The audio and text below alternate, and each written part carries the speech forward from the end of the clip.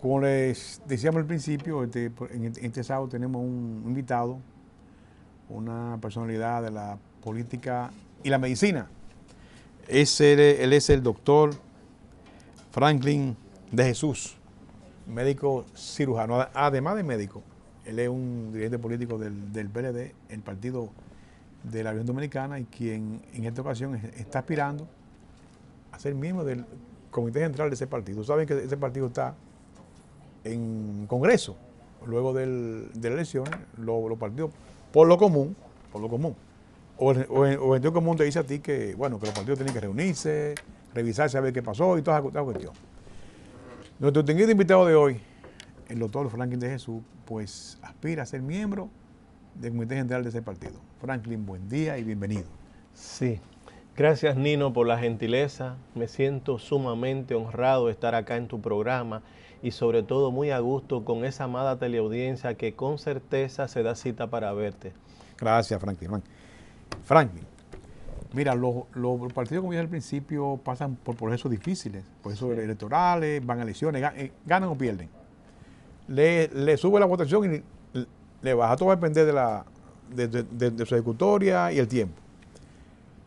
Franklin de Jesús, médico cirujano, ¿por qué está aspirando a ser miembro del Comité Central del PLD cuando un partido que en este momento pasa por una gran crisis? ¿Qué te anima a ser miembro a subir a subir el ¿cómo se llama el renglón? Porque tú eres miembro del intermedio Enriquillo A, sí. Enriquillo A. Sí. Dino entonces, a ver. No, realmente yo creo que todos de cierta forma o una gran parte de la población terminan siendo políticos. Muchas veces tú puedes trabajar en una iglesia, en un grupo comunitario, y es una forma de hacer política, de ayuda. Es decir, hay que ver que la política tiene que ver con algo que es el bien común, el interés general, el bienestar colectivo, el desarrollo y la preservación de derechos que son fundamentales para que las personas se desarrollen. Entonces, quien tiene cierta sensibilidad, a pesar de ser médico, pero tú como médico, si te dedicas a operar niños, que realmente operamos niños durante bastante tiempo, tú haces ayudas uno a uno, pero la política es una forma de cómo tú contribuir a generar ciertos niveles de bienestar en la sociedad de tal manera que pueda existir una respuesta positiva en cuanto al mejoramiento de la calidad de vida de la gente, que es lo más importante. Es decir, generar niveles de libertad de tal manera de que sirva como base la libertad para que haya igualdad, y si hay igualdad de derechos la gente se desarrolla. Entonces siempre me ha gustado la política, creo que uno juega roles importantes. Cuando estás en el bachillerato quieres ser un buen estudiante, ser elegido dentro del bachillerato. Cuadro de honor, el cuadro de honor de los estudiantes. Sí, entonces realmente yo creo que en ese momento lo más importante fue ser un buen estudiante en la universidad, ser elegido como docente dentro de la universidad, y siempre, desde 1982, siempre tuve aquella sensibilidad, que recuerdo cuando entré al colegio universitario, nosotros teníamos la oportunidad de tener, gracias a Dios, a los buenos profesores de sociología, de filosofía, de historia, y realmente eso nos daba una base para nosotros poder discutir con aquellos que en ese momento eran de vanguardia estudiantil. Una formación humana más o menos, lo que dan ustedes en la UAS. Sí, entonces, ¿qué pasa? Pero siempre lo triste es cuando te vas 15 años fuera y tú vienes bajo la idea de encontrar aquellos mismos amigos que en esa época discutíamos de temas como era el materialismo dialéctico, lo histórico, materialismo histórico. Sí, no, imagínate. Marta Hanecker, pero también el mismo manifiesto, que muchos jóvenes de esos quizás era un sistema difícil de revolución y contrarrevolución, y que, por ejemplo, como se plantea en el manifiesto de que los medios de producción deben estar en manos de quien trabaja, de la clase obrera. Entonces, ¿qué ocurre? Muchos se equivocaron en el sentido de que se leyó. Sí, entonces, ¿qué pasa? Tú terminas, llamas a una revolución para tomar los medios de producción de manera drástica, y no es así. Yo creo que en el pensamiento de Juan Bosch, del profesor Juan Bosch, que decía que él planteó una transformación pacífica de nuestra sociedad a través de la educación, que es lo que pienso. Mira, las elecciones, el PLD quedó en tercer lugar, ¿verdad? ¿Tercer lugar fue? Sí, tercero. El PRM subió, Leonel fue del pueblo, entonces el PLD quedó de... En las municipales quedamos en segundo lugar. Sí, segundo lugar, sí. En tercero, pero está el número 3 ahora. Sí. 500,000 y pico votos sacó el PLD en el país entero. Sí. ¿Es posible que remonte el PLD? ¿Tú crees que remonte? Con toda certeza, es decir, ahora mismo estamos en un Congreso, el Congreso es soberano, todas las veces hay que ver que no es el primer momento que el PLD se ha visto en dificultades. Yo considero que de cada Congreso que se ha hecho siempre hemos salido fortalecidos y yo creo en eso, yo creo en que se hagan las cosas de la manera correcta. Yo terminaría siendo un disidente en cierto sentido por cuando se planteó la división, la división con relación al expresidente Fernández, le damos las gracias a él porque en cierto sentido él nos escuchó a todos. Entonces, ¿qué pasa? Había un entorno alrededor del presidente Fernández que lo veían a él como un superdotado, como un privilegiado, un mesías. Entonces, ¿qué pasa? Había ahí hasta una persona de la Alianza Francesa que también trabaja en la Fundación Global, un intelectual, decía que si Europa tendría una persona así del nivel intelectual, del nivel de conocimiento e inteligencia del presidente Leonel Fernández, Europa sería algo diferente. ¿Tú me entiendes? Entonces yo realmente, viendo, digo yo, realmente pensé, y le doy gracias porque me eligieron dentro del grupo para discutir esa postura. Y yo sencillamente dije, bueno, todo parece que ella no vive en Europa con el nivel profesional. A nivel intermedio, el sistema educativo elige los niños que tienen más de 85 puntos, es decir, son los que van a la universidad. Eso ofrece un exceso de garantía. Entonces, ¿qué ocurre? Yo no estuve de acuerdo y por eso me mantuve en el partido. Entonces, hay que ver que él nos dio la oportunidad a todos de escucharnos y prevaleció lo que era el Mesías, el que él era una persona. Y mira que agradezco infinitamente porque la gran parte de mis grandes amigos están dentro. Hay gente que se fueron del partido porque le deben lealtad al expresidente, pero yo considero en ese momento que no es lo más adecuado plantear una división. Entonces realmente yo podría ser disidente en el sentido de que no estuve de acuerdo porque eran intereses individuales de actores sociales políticos. ¿Tú has sido miembro del PLD desde cuándo? Yo, por ejemplo, miembro así de manera, yo me integré, por ejemplo, a la Secretaría General y me mandaron integrarme dentro de lo que era el intermedio de Riquillo A. ¿Dónde queda ese? Ese queda aquí en el Quisqueya. En el Quisqueya. Acá en el Quisqueya. Sí, y realmente yo veía que hay muchas cosas que se han perdido. Bueno, en ese momento se mantenía lo que era la mística, lo que era, por ejemplo, los métodos de evaluación de desempeño, los métodos se mantenía todavía, discutíamos toda la semana un tema que podría ser composición social dominicana, lo que era, por ejemplo, hasta el mismo materialismo dialéctico, lo que era la mancha indeleble, es decir, sobre todo principalmente el texto del profesor Juan Bosch, pero es decir, era bueno. Creo que parte de eso se ha perdido, muchos intermedios se han convertido en clientelares y entonces el sistema clientelar, que no estamos de acuerdo porque somete a los demás a ser pobres, lo convierte en una mercancía y lo único que interesa es sacar los beneficios de esa inversión que se ha hecho. Sí. Eso no es política, según como lo dice Frederick Engel. ¿Tú crees que el candidato Abel Martínez se mantuvo a su altura?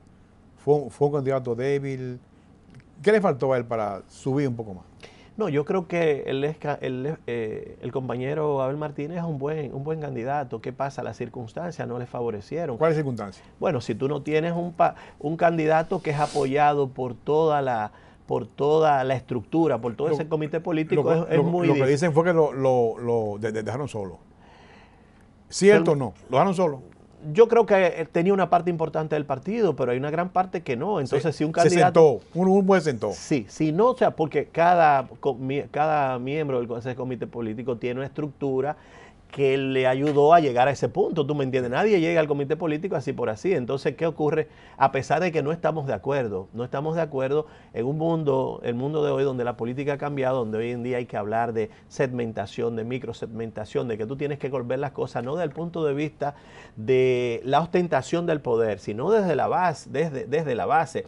¿Qué quieren, por ejemplo, en el caso de la microsegmentación, que hoy en día hemos visto que en los últimos 21 años han existido 4 premios Nobel de Economía en el área de la psicología, es decir, la actitud del ser humano frente al consumo, Angus Deaton, la toma de decisiones, por ejemplo, en situaciones de estrés, es decir, que lleva una persona a votar por un candidato o votar por el otro, es decir, Siento que la mayor parte de los grandes imperios han terminado por su propio peso, como lo decía el mismo Marcos Aurelio, cuando son capaces de violar sus límites son sus valores, nos salimos de esa carta de declaración de principios. Es decir, entonces, ¿qué pasa? Si tú violas principios básicos que son de la estructura, del origen del PLD, como es el patriotismo, la libertad, el desarrollo, el amor por tu país, la identificación con los más vulnerables, tú me entiendes, y lo que era la organización, la puntualidad, la limpieza, es decir, ¿qué ocurre? Si tú violas tu propio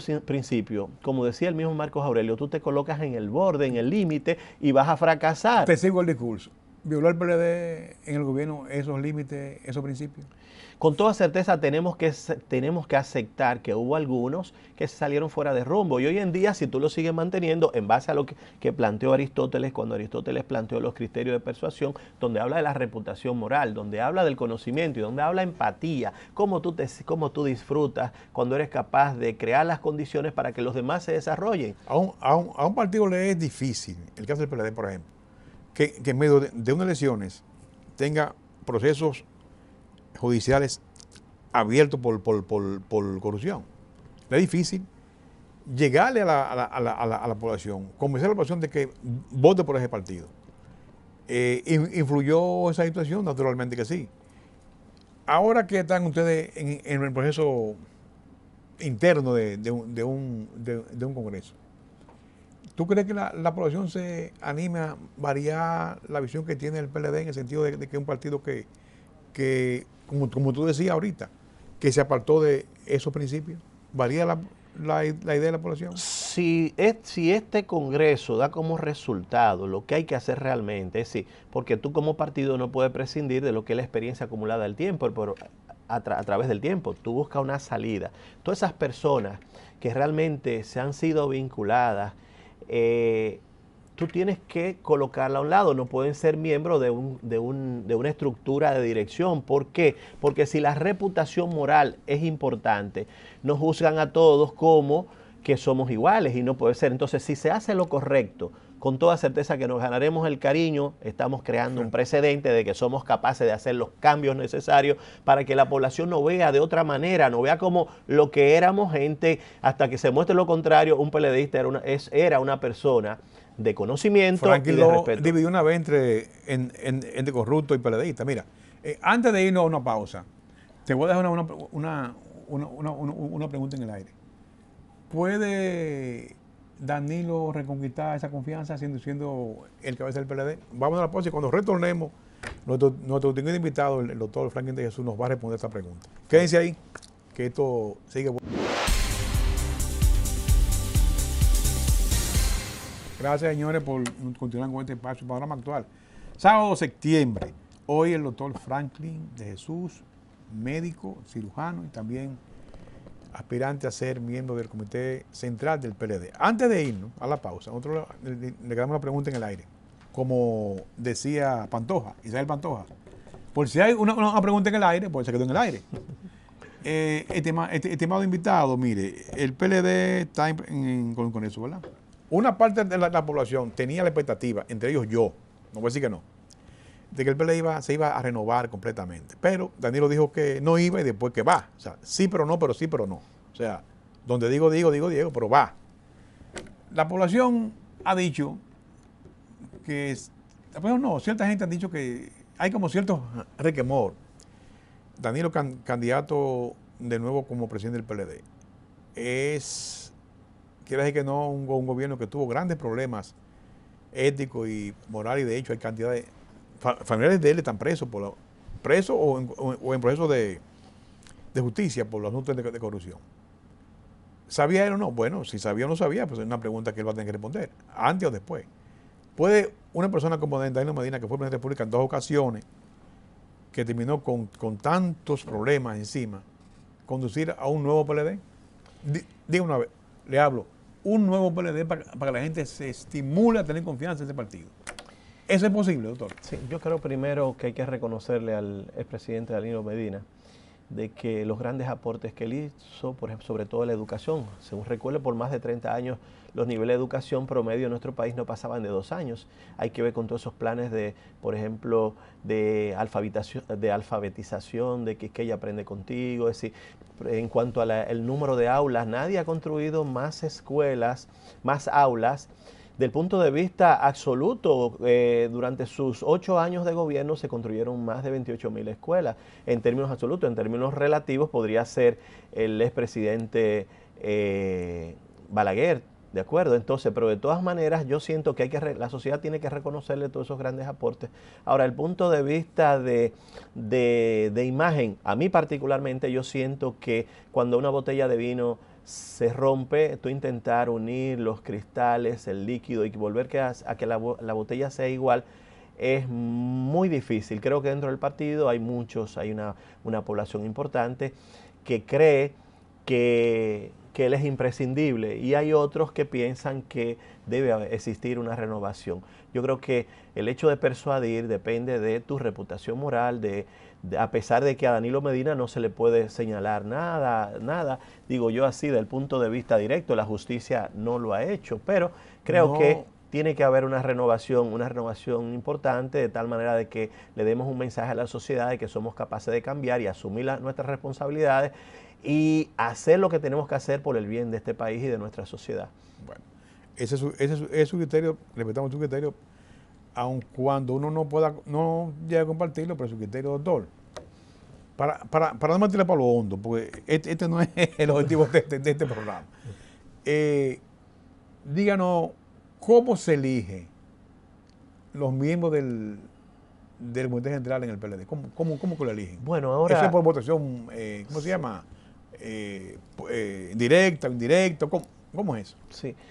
Realmente todavía no se ha decidido si son los miembros del Comité Central, si son, por ejemplo, las bases, si son, por ejemplo, las bases en el sentido de lo que son presidentes del comité de base y los presidentes intermedios. Todavía eso es parte de lo que es el desarrollo del Congreso. Ahora, yo particularmente diría que lo más lógico es elegir un método que sea altamente meritocrático, porque es la única forma de generar igualdad y generar democracia. Hay que ver que el Partido Comunista Chino tiene 103 años y en el 2021, cuando cumplió sus 100 años, publicó un libro, el famoso libro blanco que se llama Democracia que Funciona.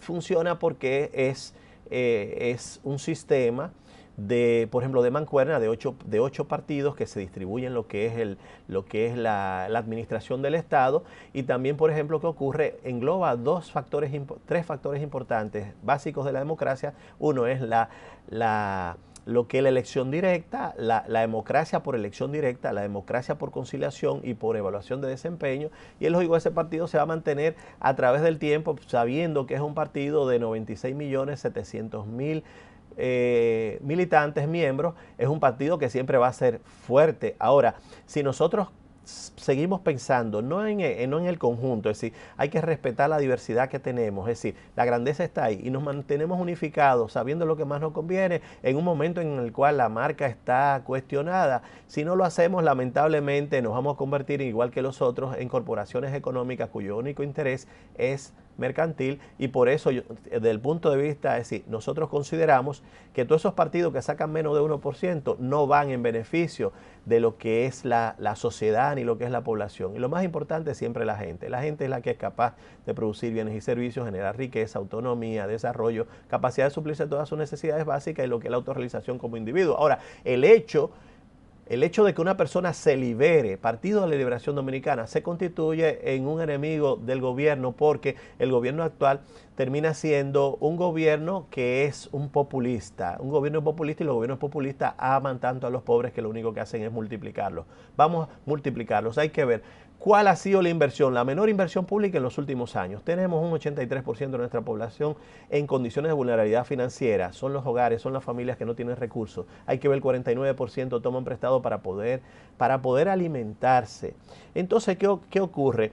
La situación actual no es buena. Mira el nivel de deserción escolar a partir de los 15 años. Es decir, nuestros profesionales siendo tratados como mendigos laborales. Los niños no quieren ir a la universidad porque los patrones de referencia que tienen no son los más favorables. Si tú tratas mal a quien estudia, entonces ¿qué ocurre? ¿De qué le vale al niño o al joven aspirar a ir a la universidad? Para nada, es un sistema de generación que tenemos que no es aceptable. A todas luces de ser correcto, es inaceptable. Pero eso no es ahora, eso ha sido de siempre. Por eso es que muchos de nosotros no hemos ido fuera a ver, aquí hay que hacer muchas cosas, aquí tenemos que mejorar nuestras tasas de capitalización, es decir, tenemos que mejorar todo el sistema, toda la infraestructura, llegar a acuerdos nobles y libres entre las partes. Ahora, ¿dónde están los recursos? Los recursos que deben ser invertidos en tener una mejor infraestructura, en tener mejores niveles tecnológicos de tal manera de que podamos producir más en mucho menos tiempo. Ahora, si ellos tienen unas tasas de capitalización mucho más elevadas, siempre van a ser mucho más ricos. Si, por ejemplo, el 1% de la sociedad controla el 22% de toda la riqueza que se produce todos los años, es el doble que en países desarrollados. Es decir, hay que buscar, como en países desarrollados, que los hay muchos empresarios que son patriotas, que no solamente piensan en ser rentistas, sino que ayudan a lo que es el desarrollo de su país. Todos nos vamos, aquí nadie se ha quedado, pero vámonos bajo la idea de que dejamos un lugar en el que otros aspiren a vivir. Y el fin básico de la política, diríamos así, además de generar bienestar en la sociedad, es el medio a través del cual podemos construir una nación mejor, un mundo mejor a través de la política. Ojalá así sea. Doctor, en entrevista nosotros la dividimos en dos partes. El doctor Franklin de Jesús, político, y el doctor Franklin de Jesús, médico. Cirujano, médico cirujano. La salud en la República Dominicana. Es deficiente. Primero, si ponemos a valorar el presupuesto.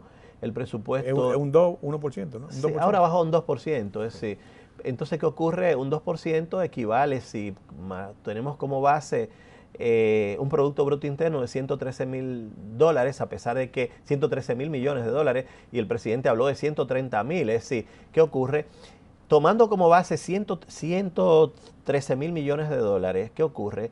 El presupuesto de salud pública es 137.000 millones de pesos. Entonces, ¿qué pasa? Es poco. Y además, ¿qué pasa si la calidad de ese gasto es deficiente? Porque hay muchos intermediarios que se quedan con parte de esos recursos. Entonces, imagínate. Entonces, hay que ver también la calidad del profesional. Aquí hay que crear sistemas, como existen en grandes ciudades, sistemas de salud por regiones. Entonces, ¿qué ocurre? Así, por ejemplo, en Ginebra, hospitales universitarios de la ciudad de Ginebra, de tal manera que el paciente nunca esté en el aire, siempre esté en manos de alguien, o el médico de familia, o está, por ejemplo, y aquellos pacientes que son fuera de posibilidad terapéutica. Es decir, hay mucho que hacer, pero por ejemplo, ¿qué tú llegas? ¿Cuál es la base? Llevar un ser humano a que produzca bienes y servicios y genere riqueza. Entonces, si tú liberas ese ser humano, ¿qué es lo que pasa? Es él quien va a pagar la salud. Entonces, la mayor parte de los países europeos, la salud es sociabilizada. Todos tenemos el mismo sistema de salud. Entonces, en contrapartida, ¿qué ocurre? En medicina son decisiones que se toman, y lo más adecuado, lo más importante es el capital humano. Doctor, el capital humano es quien toma las decisiones. Sí, a eso voy, también voy. Capital humano. El colegio médico, las enfermeras, ¿no? Médico, enfermeras, grupo de gente. A su manera de ver, usted que es médico, díganos a nosotros 3 elementos que podrían mejorar la situación de la salud en el país, República Dominicana. Sí, díganos 1, 2 y 3. Uno, por ejemplo, podría ser esas AFP y esas ARS no pueden ser rentistas y no pueden estar dentro de lo que es capital privado. Tiene que estar a nivel del Estado, pero regulado. Usted dice que no sean rentistas. No sean rentistas porque en el fondo ese AFP, grupo... ARS. Sí, ¿qué es lo que están haciendo? Por ejemplo, en el caso de los fondos de pensiones, prácticamente ellos administran esos recursos. Entonces, ¿qué pasa? Ellos son los que esos recursos debieran ser beneficiosos para la clase que produce bienes y servicios. Quien produce la riqueza es el trabajador. Ahora, de los intereses de esos recursos, ¿quiénes deben ganar? Lo más lógico es que sea esa clase trabajadora que lo produce, y que no que sean, por ejemplo, bancos, empresarios, que al fin y al cabo lo que hacen es multiplicar su riqueza personal. Entonces, ¿qué pasa? Estás dejando una población sin servicios de salud, deficiente. Mira, han pasado la mayor parte al servicio de SENASA, y ese, por ejemplo, el SENASA no contributivo, no te cubre nada. El subsidiado, ¿te refieres? No, el subsidiado, perfecto. El subsidiado no es no te cubre nada, y el que también, por ejemplo, el no subsidiado, entonces tampoco te da cobertura porque tienen un personal que busca la manera de no cómo ayudarte, sino ver qué no te puede dar. No te Bueno, puede segundo. Entonces, primero en el caso de las gerencias. Me Segundo, dijo, tenemos que... esa FP, sí. Ahora, El segundo, tenemos que mejorar el sistema educativo. El sistema educativo de tal manera que a nivel intermedio, como en países desarrollados, se decían solamente irán a la universidad los estudiantes, se les da oportunidad a todo. Por eso hay que mejorar lo que es el sistema público, el sistema privado, de tal manera de que no se crea una situación como Brasil, que hay que pasar un examen para entrar a la universidad, que es el vestibular, y sencillamente quienes pueden pasar ese examen son los que han tenido acceso a una mejor educación. Entonces, usted ve que las universidades están llenas de carros de último modelo, aunque sean carros básicos, y entonces, ¿qué pasa? El pobre no llega. Entonces, tenemos que mejorar el sistema educativo público de tal manera de que haya igualdad de oportunidades y elegir solamente aquellos estudiantes que tienen más entre 85 a 100 puntos, igual que ellos, de tal manera que la calidad del diálogo sea mejor en cuanto a la toma de decisiones con relación a los pacientes. ¿Y tres? Y el tercero, por ejemplo, algo es la administración de los recursos en materia de salud. Cuando las monjas administraban los recursos, pues yo recuerdo que tú le pedías a una monja una sábana. Amigada. ¿Y qué ocurre? Tú tenías que llevarle la sábana sucia para la monja poderte entregar, entonces ellas demostraron que eran buenas administradoras. No entiendo por qué la sacaron del sistema de salud de nuestro país, es decir, podría decir.